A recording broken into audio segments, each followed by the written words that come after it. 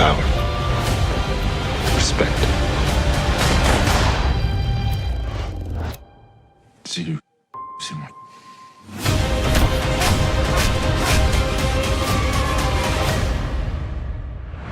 All right. Hi, Albert.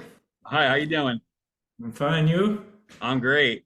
Well, Yeah. I watched Dusk for Hitman yesterday. I absolutely loved it. It reminded me of the movie Goodfellas because of the similarities between the two main characters in those films. Okay. But great job on this one. Thanks. Thanks a lot.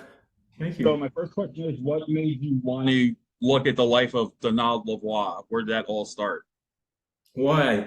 Why? Well, I was trying to looking for a subject matter for for a feature, and I remember that when I was, in my 20s, was at the time this story was actually happening, and I was following it in the newspapers at the time.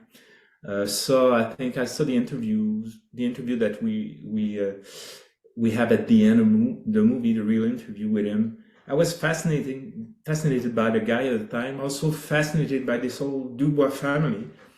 They were a huge family. There were 9 brothers, most of them involved in crime, and they built this empire in eastern Montreal, in southwest Montreal, from nothing, and they fought other gangs, and they became this huge organization which crumbled down because of the Nandabo at the time. So it was kind of big at the time, in the newspaper. So I watched that and was kind of fascinated by that. I'm also a big fan of the genre. I love gangster movies at the time. I watched many of them in the 70s, which is I think it's the golden age of this genre in the United States, the second golden age maybe after the 40s. So I kind of that's what attracted me to this, this character. This guy, this man is also sort of fascinating. He was very charismatic. He was a handsome man. He was very intelligent. He was a terrible criminal, and he also changed side, became a great witness for the prosecution. And he almost becomes a policeman as he went along. He taught policemen, the mentality of criminals, and Yeah. he was a chameleon, sometime kind of guy. And also that after the trials, when he was after his jail time, he would just disappeared and never committed a crime again. So it makes a fascinating character, and it's a story that wanted to be told also in the province in Canada, in Quebec, but no one didn't really made it before us. So I think, and time was he was forgotten also, which is make it interesting. It's we kind of brought him back from the past, and that's something that's always interesting to do, I think. That's amazing. And I gotta tell you, Eric Renault really, not only did he act out the part really well, he has this uncanny resemblance to the Yeah, man himself. So, yeah. and I talked to him this morning, and he said how great it was working with you. So now, well, on your viewpoint, what was it like working with Eric on this one? Well, it was amazing. He's a brilliant actor. It's pretty difficult to, because we didn't want to make a hero of Donald Lavoie. He's the hero of the film, but we wanted people to identify with him, see the world through his eyes, but not to have too much sympathy or empathy for him. He's still a criminal, and we always wanted to keep that in mind as we went along. So Eric has this ability to be. He has charisma. He's intelligent. He's also a brilliant guy, but he has this. He can go take this some darkness in himself and bring it through his character. So his play. So he had everything. I think the fact that he looked like him is part of the reason he's so good at it, but it's a very small part of it. I think it's his power and his as an actor that makes the difference. And he also got involved pretty seriously in the project. So it was during COVID, just before and during COVID, and but in preparation, when we spent a lot of time together, reading and asking ourselves serious questions about the character and how we would depict him on the screen and how it would look like. So he's very serious at his craft, and that made a difference.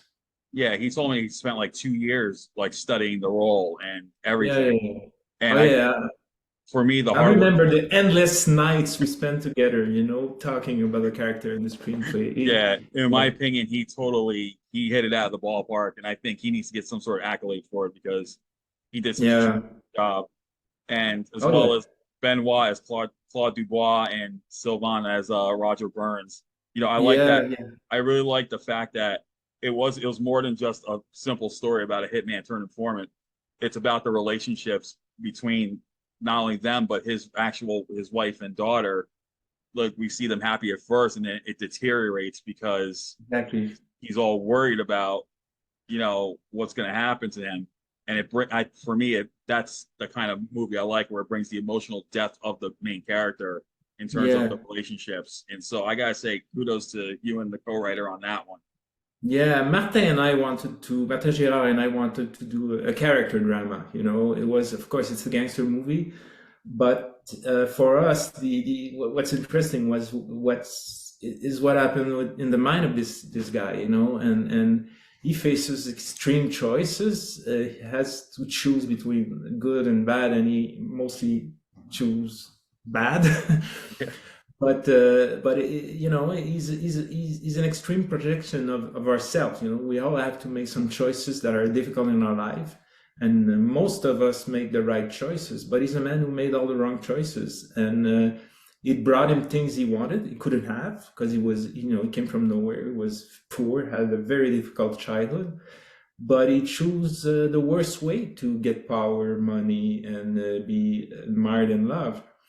And that kind of caught up with him at one point. That was inevitable, and I think that's the cautionary tale, if there's one. You be aware that the choice you make may be the wrong ones, and because he wasn't crazy, he wasn't psychotic, he wasn't crazy. He Yeah. was sane, and he made these choices. And maybe, of course, for us, he was a narcissist. He lacked empathy, had Mhm. no empathy for other beings, Yeah. and that was that's what I think permits someone to go that far. It's like something is missing in you, but still, he could have done different. Exactly. So were there any difficulties that you faced during shooting of the film at all, or was it just a smooth shoot all the way around? Was a smooth shoot. Yeah, was well prepared. I worked, Jean-François Lars is a great DOP. Martin Lavoie was a great art director. We worked we worked the details, and we tried to get the small things right to make a big picture right.